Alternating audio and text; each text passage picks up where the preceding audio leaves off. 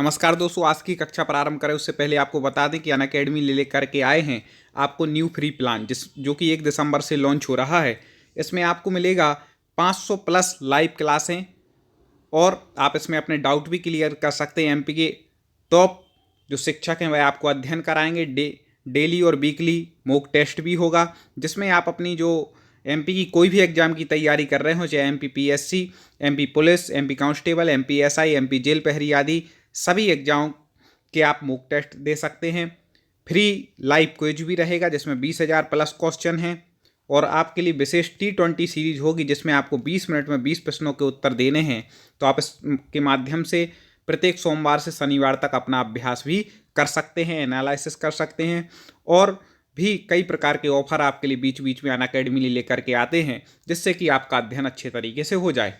यदि आप भी पढ़ना चाहें तो आप डाउनलोड करें प्ले स्टोर से अनअकैडमी ऐप और सेलेक्ट करें MPPSC।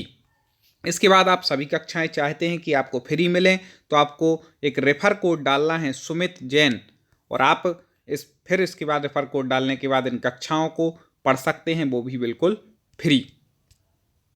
तो साथियों, मैं अमित शास्त्री आज पुनः आपसे चर्चा करने वाला हूँ हिंदी व्याकरण के ऐसे महत्वपूर्ण प्रश्नों पर जो पिछली जो परीक्षाएं हुई हैं उनमें पूछे गए हैं। आपके लिए बहुत ही महत्वपूर्ण होंगे। आप हमारे चैनल को तो सब्सक्राइब कर लिया ही होगा, वीडियो को भी लाइक कर लें जिससे और भी ऐसे वीडियो हम आप तक पहुंचा सकें। चलिए शुरुआत करते हैं। नी उपसर्ग से बना शब्द निम्न में से कौन सा है? आपको पता है उपसर्ग शब्द के पहले लगते हैं और नी आपको पहले ही देख लेना है कि छोटे ई की मात्रा है। तो आप देख लें इन 4 शब्दों में से किस में लगा है? एक ही में। नी प्लस काय, इससे क्या बनेगा? निकाय। आप देखें इसका उत्तर निकाय ठीक हो जाएगा। अगला देखें, अंगूर खट्टे होना मुहावरे का अर्थ निम्न विकल्पों में से कौन सा है? बिल्कुल आपको पहले अर्थ समझना है। और एक और बात आपको बता दें कि ऐसे वीडियो निरंतर हम ला रहे हैं, तो आप हमारे चैनल पर जा करके देख सकते हैं। अंगूर खट्टे होना, देखिए अंगूर खट्टे होना मतलब 4 ऑप्शन है, कमेंट में आप भी उत्तर दे सकते हैं। तो कोई वस्तु ना मिलने पर उसका दोष निकालना। कहते नहीं है कि आपको अंगूर नहीं मिले तो अंगूर खट्टे हो गए, तो कोई वस्तु मिले नहीं तो उसमें दोष निकाल दिया, और मिल जाती तो अच्छी थी। तो इस प्रकार से होता है, डेली बोलचाल की भाषा में मुहावरों का उपयोग करते रहते हैं। अब आगे देखें, यथावत का शुद्ध रूप निम्न में से कौन सा होगा? यथावत मतलब यथा मतलब जैसे, वत मतलब समान, मतलब जैसा है उसके समान। तो यथावत का आपको बता दें सही रूप होगा, ये 2 नंबर का सही हो जाएगा, यथावत। ये हलंत का चिन्ह है, ये ऐसा लगा है ना, ये हलंत का चिन्ह है, तो आप याद रखिएगा यथावत।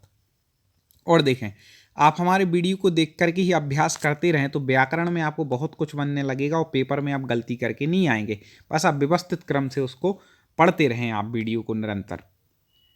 पंचवटी में निम्न में से कौन सा समास है? अब देखें, पंचवटी मतलब 5 बटियों का समूह, समाहार, और संख्या भी है। पहला जिसमें पद संख्यावाची होता है वहाँ दिगु होता है, और समाहार के अर्थ में भी दिगु होता है। ठीक है, तो यहाँ पर कौन सा समास हो जाएगा? दिगु समास हो जाएगा। अगला देखें, आ उपसर्ग से बना शब्द निम्न में से कौन सा है? आप भी कमेंट में बताते जाएं हमारे बताने से पहले, तब आपको पता चलेगा आपका अभ्यास कितना है। आ उपसर्ग बड़ा आ है, तो देख लें पहले तो 2 तो वैसे ही कैंसिल हो गए। ठीक है, अब ये 3 भी हो गए क्योंकि यहाँ छोटा है, एक ही में है, आभरण। ठीक है, तो आपको ये देख लेना उपसर्ग शब्द के पूर्व लगते हैं, ये बात याद रखें तो आप पे अपने आप बन जाएगा। बिल्कुल सरल तरीका अपनाना है, ज़्यादा टेंशन वाला काम नहीं लेना है। आगे देखें, कमान का निम्न में से कौन सा सही विलोम है? कमान का विलोम बताना है तो अपन नहीं बोलते, एक बोलते हैं तीर और एक बोलते हैं कमान, तो क्या हो जाएगा? तीर इसका उत्तर सही हो जाएगा। मेरा एक और आपसे निवेदन है कि वीडियो को लाइक जरूर कर देना दोस्तों, और शेयर भी करना अन्य लोगों तक जिससे वो भी पढ़ सकें। त्रिफला, ठीक है, त्रिफला में कौन सा समास है? चलिए 4 समास दिए हैं, अभी हमने बताया भी था आपको कि पहला पद संख्यावाची हो। ठीक है, 3 फलों का समूह त्रिफला, दिगु समास हो जाएगा। ठीक है, आगे देखें, भक्ति रस का स्थायी भाव क्या है? 9 ही रस के आपको पूरे स्थायी भाव रटे रहना चाहिए। तो भक्ति का जो स्थाई भाव क्या हो जाएगा, ईश्वर विषयक रति। ठीक है, ईश्वर विषयक जो रति उसको क्या कहते हैं, भक्ति, यही इसका स्थाई भाव है।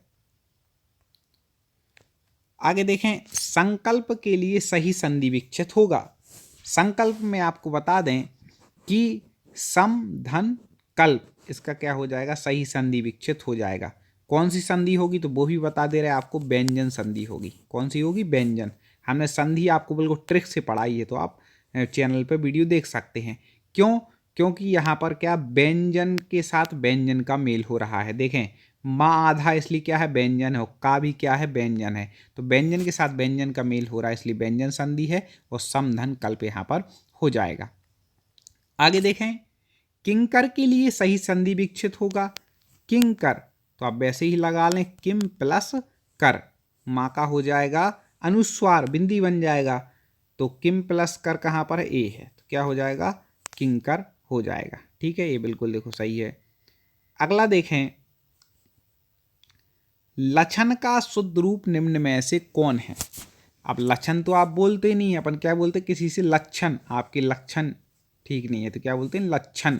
लक्षण है ना, उसी से बनता है लक्षण, तो ये इसका 1 नंबर बिल्कुल सही हो जाएगा। उम्मीद है आपको प्रश्न पसंद आ रहे होंगे, कमेंट में ज़रूर बताएं, और पूरा व्यवस्थित यदि हिंदी व्याकरण का अध्ययन करना चाहते हो तो चैनल को सब्सक्राइब जरूर कर लें, और जो वीडियो अपलोड हो चुके हैं प्लेलिस्ट में जाकर उनको भी देख लें।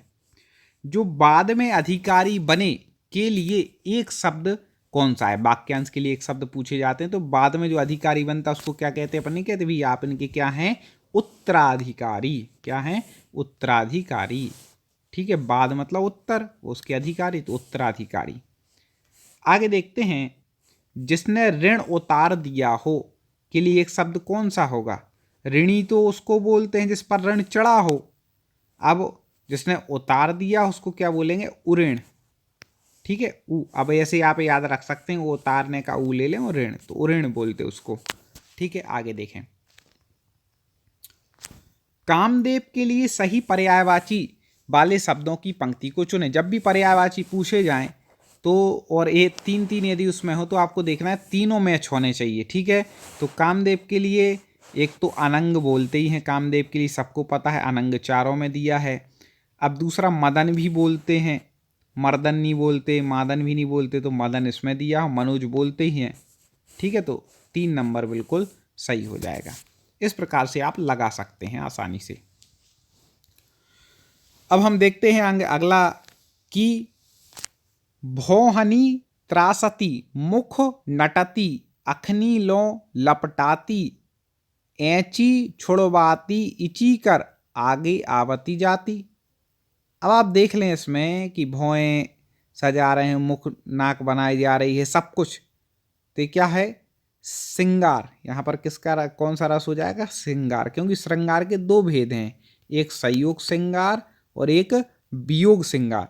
कई लोग संयोग का तो लगा लेते हैं अर्थ, लेकिन वियोग वाले में नहीं लगा पाते, तो याद रखिएगा कि जब विस्तार से यदि उसमें 2 ऑप्शन अलग अलग नहीं दिए, श्रृंगार दिया है, तो हमें दोनों लगा करके इस अर्थ में देखना है।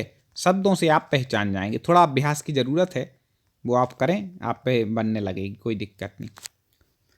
अगला देखें, घर के लिए सही पर्यायवाची वाले शब्दों की पंक्ति को चुनें। अब घर को देखो क्या क्या कहते हैं, सदन कहते हैं। अब सदन किस किस में है, 3 में है, तो सदन बिल्कुल, एक तो 3 पर अपन को ध्यान देना, एक तो अलग ही हो गया जिसमें साधन लिखा है। ठीक है, फिर निकेतन भी कहते हैं, तो निकेतन किस में, अब 2 में है केवल। गह की जगह गेह कहते हैं, गेह मतलब ग्रह, घर, तो 2 नंबर इसका सही हो जाएगा, सदन, निकेतन और गेह। अगला देखें, अंत प्रत्यय से बना शब्द निम्न में से कौन सा है। कमेंट में आप 1 2 3 4 जरूर लिखते जाएं, जिससे आपके अभ्यास का पता लगे कि आपने कितनी पढ़ाई की है, अभी कितनी तैयारी हो, कितनी बाकी है, इस बात का पता लगना बहुत जरूरी है। तो अंत प्रत्यय से बना शब्द निम्न में से कौन सा है, तो अंत प्रत्यय से, अब देखो अंत किस किस में दिया है, अंत में देखना है, क्योंकि प्रत्यय बाद में लिखते हैं, यहाँ तो तहा दिया है तो अंतः हो जाएगा, नहीं, रंग में भी नहीं दिया, अंतिम, रटंत, रट प्लस अंत, इससे क्या बन गया है, रटंत। ठीक है, तो अंत प्रत्यय 4 नंबर में दिया है। इस प्रकार से आप लगा सकते हैं। संधि विक्षित भी आना चाहिए प्रत्यय उपसर्ग समझने के लिए, बात भी आप याद रखिए। तो संधि बहुत अच्छे से आप पढ़ लें, ट्रिक से हमने पढ़ाई है, आप वीडियो चैनल पर जाके देख सकते हैं। करुण का निम्न में से कौन सा सही विलोम है? अब करुण मतलब होता है करुणावान, ठीक है, करुणा। तो जो कठोर होता है उसको क्या बोलते हैं? निष्ठुर। तो आप देख लें, ये है निष्ठुर लिखा है। सबसे पहले शुद्ध भी देखना है, कई लोग जल्दी में यहाँ देखते निष्ठुर, क्या पता इसको ही टिक कर जाए जल्दी में। हड़बड़ी किसी चीज़ में नहीं करनी है, क्योंकि हिंदी के आपको यदि मान लो 20 प्रश्न दिए हैं, 30 दिए हैं, तो आपके पास पर्याप्त समय रहता है, ठीक है। एक प्रश्न के लिए यदि 1 मिनट मिल रहा है हिंदी के लिए तो बहुत है समय। आराम से आप पढ़ें क्वेश्चन को, चारों ऑप्शन को पढ़ें, तो क्या हो जाएगा? 2 नंबर इसका निष्ठुर सही हो जाएगा। अगला देखते हैं। इस करुणा कलित हृदय में क्यों विफल रागनी बजती में निम्न में कौन सा अलंकार है? क्या बोल रहे हैं? इस करुणा कलित हृदय में क्यों विफल रागनी बजती, ठीक है। आप लोगों ने सुना होगा अनुप्रास अलंकार के बारे में कि बार बार जब एक ही जैसे करुणा कलित इस प्रकार से जो शब्दों का आना होता है उसमें क्या होता है? अनुप्रास अलंकार होता है। पर इसके अलग अलग भेद हैं, लाट, अनुप्रास आदि, तो वो हम विस्तार से आपको अनुप्रास में पढ़ाएंगे। अभी केवल अभ्यास के लिए आप इसमें समझ सकते हैं। आगे देखें। दखी दोपहरी घाम की छाहो चाहती छाय निम्न में कौन सा अलंकार है? 4 आपको दिए हैं और एक उत्तर उसमें से सही है। तो आपको बता दें, दखी दोपहरी घाम की छाहो चाहती चाह, मतलब यहाँ पर बार बार आवृत्ति हो रही, दखी दोपहरी दा, इसलिए यहाँ पर भी क्या हो जाएगा? अनुप्रास अलंकार हो जाएगा। अब आप समझें कि सर अभी अलंकार समझ में नहीं है। आपको बता दें, जैसे अनुप्रास में है ना कि बार बार शब्दों का आगमन, ऐसी बार बार जब आप अभ्यास करेंगे तभी आपको अलंकार आ पाएंगे। तो आप हमारे वीडियो में जो हम विस्तार से पढ़ाते हैं उसमें अभ्यास करें और इन प्रश्नों को आप बार बार पढ़ते रहें, जिससे आपकी तैयारी बहुत मजबूत हो, आप शीघ्रता से सफलता प्राप्त करके एक अच्छी जॉब को प्राप्त करें, तब आपका पढ़ना सार्थक होगा।